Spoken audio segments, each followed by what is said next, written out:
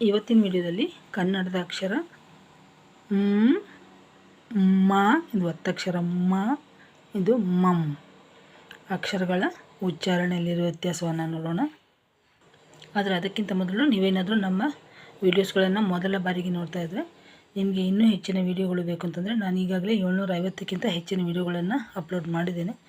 ನಿಮಗೆ ಕನ್ನಡ ಮತ್ತು ಇಂಗ್ಲೀಷ್ನ ಪ್ರಾರಂಭಿಕ ಕಲಿಕೆ ಬಗ್ಗೆ ವೀಡಿಯೋಗಳು ಬೇಕಾಗಿದ್ದರೆ ಡಿಸ್ಕ್ರಿಪ್ಷನ್ ನೋಡಿ. ನಾನು ಈಗಾಗಲೇ ಅದರಲ್ಲಿ ಕನ್ನಡದ ವರ್ಣಮಾಲೆ, ಕಾಗುಣಿತ, ಇಂಗ್ಲೀಷ್ ಕಾಗುಣಿತದಿಂದ ಹಿಡಿದು 2, 3, 4, 5 ಅಕ್ಷರದ ಪದಗಳು, ಒತ್ತಕ್ಷರ ಪದಗಳು, ಹೀಗೆ ಎಲ್ಲ ರೀತಿಯ ವಿಡಿಯೋಗಳಿದೆ. ಆಸಕ್ತಿ ಇರೋರು ನೋಡಿ. ಇದು ಇಂಗ್ಲೀಷ್ ಪ್ರಾರಂಭಿಕ ಕಲಿಕೆ ಬಗ್ಗೆ ಇರುವ ವಿಡಿಯೋಗಳು.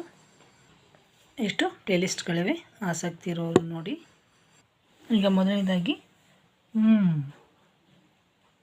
ಇದು ಮ ಅರ್ಧ ಅಕ್ಷರ ಅಂತೀವಿ ನೋಡಿ. ಇದನ್ನು ನೀವು, ಇದು ವ್ಯಂಜನ, ಇದರ ಜೊತೆ ಯಾವುದಾದ್ರೂ ಸ್ವರವನ್ನು ಸೇರಿಸಿದಾಗ ಮಾತ್ರ ನೀವು ಮ ಅಂತ ಓದಲಿಕ್ಕೆ ಸಾಧ್ಯ. ಅದು ಯಾವುದೇ ಅ ಅಂತ ಹಾಕಿದರೆ ಮ ಪ್ಲಸ್ ಅ ಆದರೆ ಮ, ಹೂ ಹಾಕಿದರೆ ಮು, ಹೀಗೆ ಯಾವುದಾದ್ರೂ ಸ್ವರ ಇದ್ದರೆ ಮಾತ್ರ ಇದನ್ನು ನಾವು ಓದ್ಬೋದು. ಇಲ್ಲಾಂದರೆ ಇದರ ಉಚ್ಚಾರ ಅಥವಾ ಮ ಮ ಅಂತೀವಿ. ಈಗ ಉದಾಹರಣೆಗಳನ್ನು ಬರೆದ್ರೆ ನಿಮಗೆ ವ್ಯತ್ಯಾಸ ಗೊತ್ತಾಗುತ್ತೆ ನೋಡಿ. ಈಗ ಮ ಇಂದ ಕೊನೆಯಾಗುವ ಪದಗಳನ್ನು ನೋಡೋಣ. ಈಗ ಮೊದಲನೇದಾಗಿ ಮ ಮ ಅಂತ ಹೇಳ್ತೀವಿ, ಅದನ್ನು ನೋಡೋಣ. ಪದಗಳನ್ನು ಬರೆದಾಗ ಗೊತ್ತಾಗುತ್ತೆ. ಈಗ ನೋಡಿ, ಸಿಮ್, ಸಿಮ್ ಕಾರ್ಡ್ ಹೇಳ್ತೀವಲ್ಲ, ಸಿಮ್. ಇಲ್ಲಿ ಮುಂದೆ ಯಾವುದೇ ಸ್ವರ ಇಲ್ಲ, ಮ ಜೊತೆಗೆ ಯಾವುದೇ ಸ್ವರ ಇಲ್ಲ, ಅದರಿಂದ ಇದನ್ನು ಓದೋದು ಹೇಗೆ? ಸಿಮ್. ಈಗ ವೀಕ್ಷಕರು ಕೇಳಿದ್ದೀರ, ಇದು ವ್ಯತ್ಯಾಸ ಏನಂತ ನೋಡಿ. ಇದರ ಉಚ್ಚಾರಣೆ ವ್ಯತ್ಯಾಸ ಈಗ ಗೊತ್ತಾಯಿತು ಅಂದ್ಕೊಳ್ತೀನಿ. ಸಿಮ್. ಹಾಗೆ ಟೈಮ್,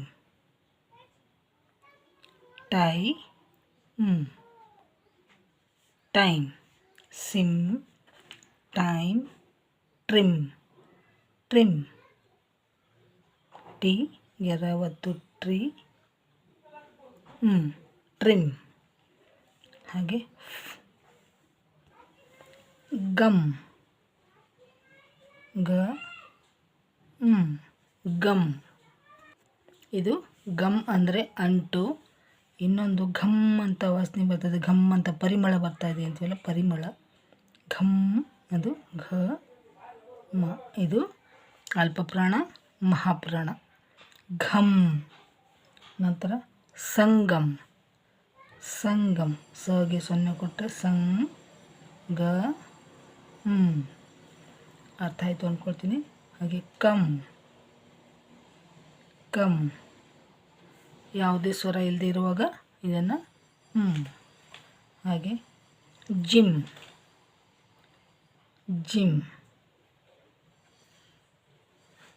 ಜೆಮ್,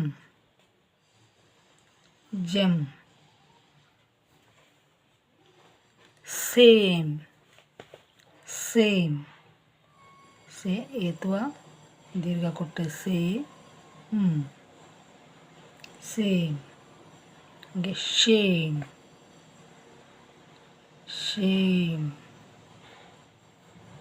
ಅರ್ಥ ಆಯಿತು ಅಂದ್ಕೊಳ್ತೀನಿ.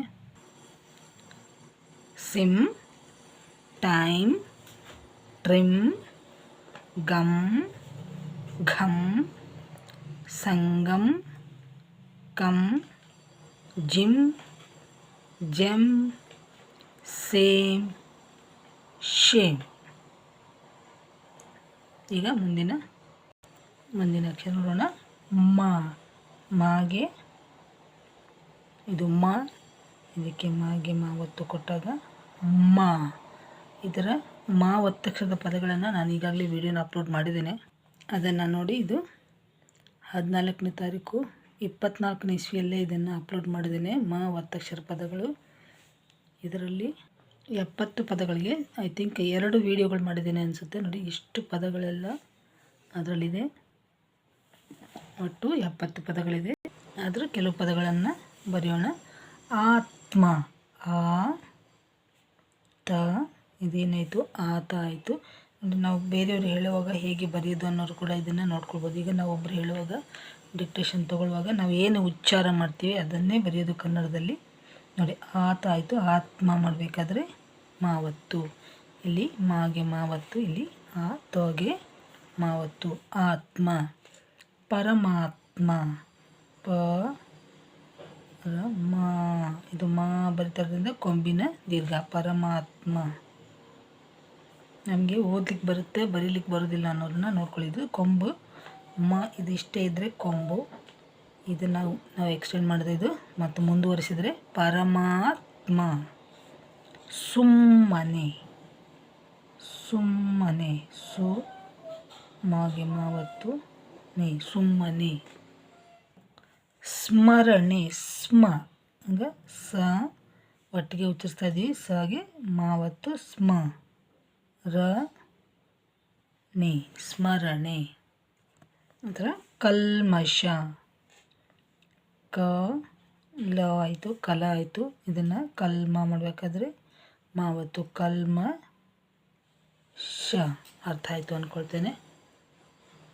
ಇದೆಲ್ಲ ವಿಜಾತಿಯ ಪದಗಳಾಯಿತು. ನಿಮಗೆ ಮಾಗೆ ಮಾವತ್ತು ಇರುವಂಥದ್ದೇ ಬೇಕು ಅಂತಂದರೆ ಮೊದಲನೇದಾಗಿ ನೋಡಿ ಅಮ್ಮ, ಮಾಗೆ ಮಾವತ್ತು. ಹಾಗೆ ಅಜ್ಜಿಗೆ ಅಮ್ಮಮ್ಮ ಅಂತ ಕೊಡ್ತಾರೆ, ಇದನ್ನೇ ಮತ್ತೊಮ್ಮೆ ಬರೆದ್ರಾಯಿತು ಅಮ್ಮಮ್ಮ. ಇದು ಅಮ್ಮ, ಮತ್ತೊಮ್ಮೆ ಬರೆದ್ರೆ ಅಮ್ಮಮ್ಮ. ಹಾಗೆ ತಮ್ಮ, ಮಾಗೆ ಮಾವತ್ತಿರುವಂಥ ಪದಗಳು ತಮ್ಮ, ನಮ್ಮ,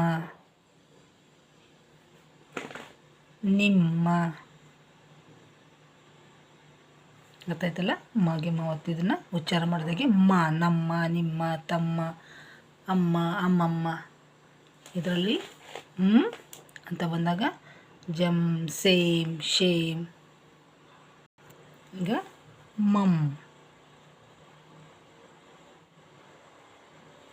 ಮಮ್ ಅದರಲ್ಲಿ ಮಮ್. ಈಗ ಮಂಗಳವಾರ, ಮಂಗಳವಾರ. ಇದನ್ನು ಕೂಡ ಒಂದು ವಿಡಿಯೋ ಮಾಡಿದ್ದೀನಿ. 0 ನಂತರ ಯಾವ ಅಕ್ಷರ ಬಂದರೆ ಉಚ್ಚಾರ ಹೇಗಿರಬೇಕು ಅನ್ನೋದ್ರ ಬಗ್ಗೆ ಕೂಡ ಒಂದು ವಿಡಿಯೋ ಮಾಡಿದ್ದೀನಿ. ಈಗ ನೋಡಿ ದಗ್ಗ ಇದೆ, ಇದು ಈ ಥರ ಇರುವಾಗ ಮಂಗಳವಾರ. ಆದರೆ ಇದು 0 ಮುಂದೆ ಬೇರೆ ಅಕ್ಷರ ಇದ್ದಾಗ ಮತ್ತೆ ಬೇರೆ ಉಚ್ಚಾರ. ಇಲ್ಲಿ ಮಂಗಳವಾರದ ಮಂಗಳವಾರ ಅಂತ ಂಗ ಉಚ್ಚಾರ ಬಂತು. ಹಾಗೆ ಇಲ್ಲಿ ಮಂಡೇ, ಮಂಡೇ ಅಂತ ಬರೆಯುವಾಗ ಇಲ್ಲಿ ಣ ಉಚ್ಚಾರ ಮಂಡೇ. ಇಲ್ಲಿ ಂಗ ಮಂಗಳವಾರ, ಇಲ್ಲಿ ಮಂಡೇ. ಇದನ್ನು ಕೂಡ ಇದೆ ನೋಡಿ ಆಸಕ್ತಿ ಇರೋರು. ಹಾಗೆ ನಂತರ ಮಂದ, ಮಂದ, ಮುಂದೆ. ಇದು ಮ, ಇದಕ್ಕೆ ಕೊಂಬು ಕೊಟ್ಟರೆ ಮು, ಮುಂದೆ. ನಂತರ ಮಂತ್ರ, ಮ 0 ತಾಗೆ ರಾವತ್ತು ಮಂತ್ರ. ಇಲ್ಲಿ ಮಂತ್ರ ತತದನದ ಕೊನೆಯ ಉಚ್ಚಾರ ಬರುತ್ತೆ. ಹಾಗೆ ಮಂದಸ್ಮಿತ, ಮಂದ ನೋಡಿ ಇಲ್ಲಿ ಮಂದ ಸ್ಮಿತ. ತತದನ ಸಾಲಿನ ಕೊನೆಯ ಅಕ್ಷರ ನ, ಆ ಉಚ್ಚಾರ 0 ನಂತರ ದ ಬಂದಿರೋದ್ರಿಂದ ಮಂದಸ್ಮಿತ. ನಂತರ ಮಂಜುಳ, ಮಂಜುಳ. ಇದು ಚ ಚ ಜ ಜ ಹಿಂಗ ಅಂತ ಬರ್ತಲ್ಲ, ಆ ಉಚ್ಚಾರ ಮಂಜುಳ. ಮಂದಿ, ಮಂದಿ, ಮಂದಿ. ಈಗ ನಿಮಗೆ ಈ 3 ಅಕ್ಷರಗಳ ಉಚ್ಚಾರಣೆಯ ವ್ಯತ್ಯಾಸ ಅರ್ಥ ಆಗಿರ್ಬೋದು ಅಂತ ಅಂದ್ಕೊಳ್ತೇನೆ. ನಿಮಗೇನಾದರೂ ಇದೇ ರೀತಿಯ ಇನ್ನೂ ಹೆಚ್ಚಿನ ಪದಗಳು, ಮ ಒತ್ತಕ್ಷರದ ಪದಗಳು ಹಾಗೆ ಅನುಸ್ವಾರದ ಪದಗಳು ಬೇಕು ಅಂತಂದರೆ ಈಗಾಗಲೇ ವಿಡಿಯೋಗಳಿದೆ. ಆಗಲೇ ಮ ಒತ್ತಕ್ಷರದ ಪದಗಳ ವಿಡಿಯೋ ತೋರಿಸಿದ್ದೀನಿ. ಈ ರೀತಿ ಭಾಳಷ್ಟು ಪದಗಳಿದೆ, 100 ಪದಗಳ ವಿಡಿಯೋ ಇದೆ ನೋಡಿ. ಇವು 2 ಅಕ್ಷರದ ಪದಗಳು, ಇವು 3 ಅಕ್ಷರದ ಪದಗಳು, ಇವು 4 ಅಕ್ಷರದ ಅನುಸ್ವಾರ ಪದಗಳು. ಈಗಾಗಲೇ ಇವನ್ನೆಲ್ಲ ಅಪ್ಲೋಡ್ ಮಾಡಿದ್ದೀನಿ, ಆಸಕ್ತಿ ಇರೋರು ನೋಡಿ. ಇವತ್ತಿಗೆ ಎಷ್ಟು ಸಾಕು. ಮತ್ತೆ ಮುಂದಿನ ವಿಡಿಯೋದಲ್ಲಿ ಮತ್ತೊಂದು ವಿಷಯದ ಬಗ್ಗೆ ನೋಡೋಣ. ಅಲ್ಲಿವರೆಗೂ ಎಲ್ಲರಿಗೂ ಧನ್ಯವಾದಗಳು. ನಮಸ್ಕಾರ.